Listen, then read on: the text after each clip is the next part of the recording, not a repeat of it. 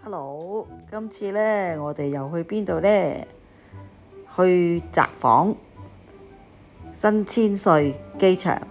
今次呢，我哋坐香港航空，比預期中好咗，因為起碼有飛機餐啦，我又加咗少少錢，300蚊鬆啲，咁個座位就舒服咗好多啦。因為呢，飛去嗰個機程都要5個幾鐘啊！一去到攞車，跟住我哋就去咗登別啦。咁啊，梗係浸溫泉啦，唔使講啊，出晒名啊！第二朝早呢，我哋就再去參觀啦。佢呢個地獄谷，咁啊，其實呢，即係都好值得去睇嘅。夜晚呢，本來佢有燈飾嘅，但係呢，真係太凍，頂唔住，所以都冇落去。而且都夜啦，食埋飯都已經差唔多，已經成9點咯。浸多溫泉冇理由仲要落去嘅。咁佢上一次我嚟過嘅，咁嗰次呢就好似地震，佢就震到啲石呢好似跌晒落嚟，同埋嗰啲路呢都係cut咗少少，而家呢就好咗好多啦。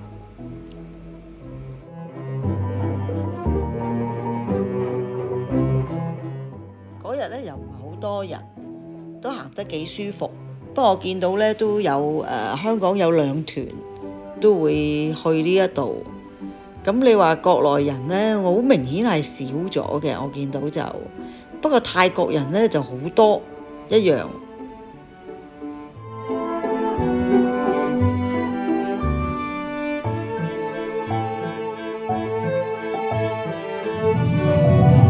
每日呢條溫泉街呢，佢都有呢一個表演嘅，就係阿嚴王出嚟，大約有6次到啦。你睇下個時間啦。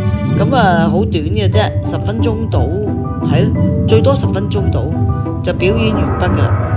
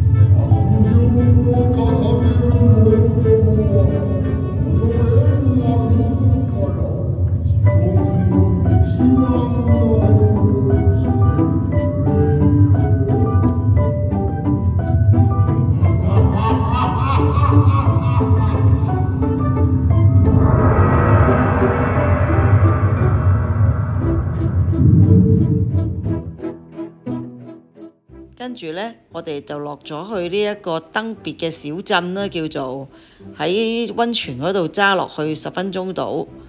喺塔貝魯嗰度呢，就都好出名，有成4點分。咁呢，佢嗰個海膽係即單嘅，哇，冇得頂啊！唉，連嗰個蟹湯呢，嗰個蟹都有蟹籽嘅，真係有膏啊！唉，暈低啊！同埋都幾抵食喎，佢一個檔呢，大約都係5000yen度，連埋個蟹湯，我覺得抵食。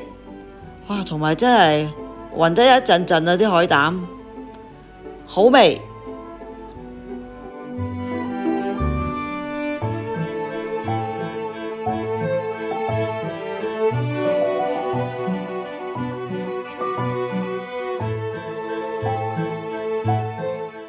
飽飯，跟住揸車去洞爺湖啦。嗱，呢度呢就係望到個羊蹄山嘅，好多人都去嗰度滑雪㗎。咁呢度呢係好出名食雪糕嘅呢一間。咁啊嚟到呢就要食下啦。間房我哋哇對住個湖啊，冇得頂啊！真係好舒服啊！佢夏天呢，佢就會有煙花表演嘅，冬天呢，就當然梗係冇啦。佢另外有第二樣嘢，一陣你哋就會見到啦。嗱，呢個呢浸腳嘅俾你可以，咁啊睇下個湖景啦。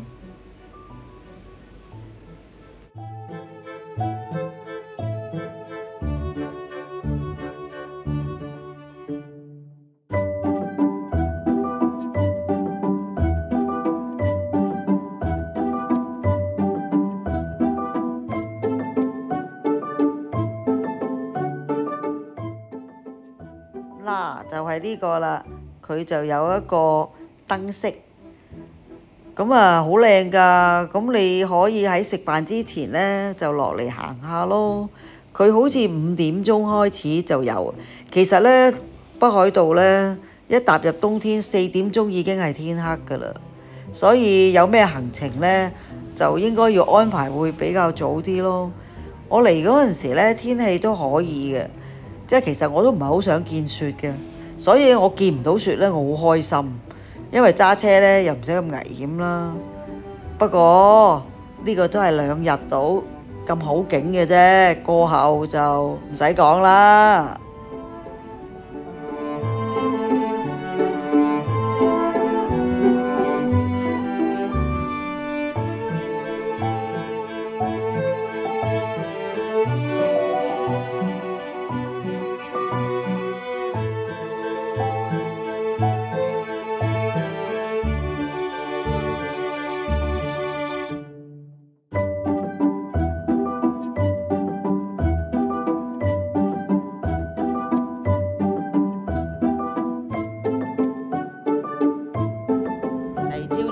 我哋就揸車走，就經過白老，就食白老牛。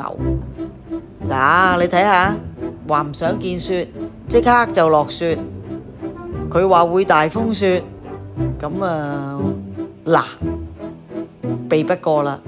你睇下啲雪大到，嗰啲車又塞，跟住又有 accident，有架車就已經係好似撞咗定壞咗，總之都好危險，因為佢係大風雪嚟到，突然間所有呢行車呢係前面嘅視線都好低，同埋呢嗰個路呢，你係車線都見唔到㗎，你唔知自己揸咗去側邊啦定人哋嗰邊啦，其實都危險嘅。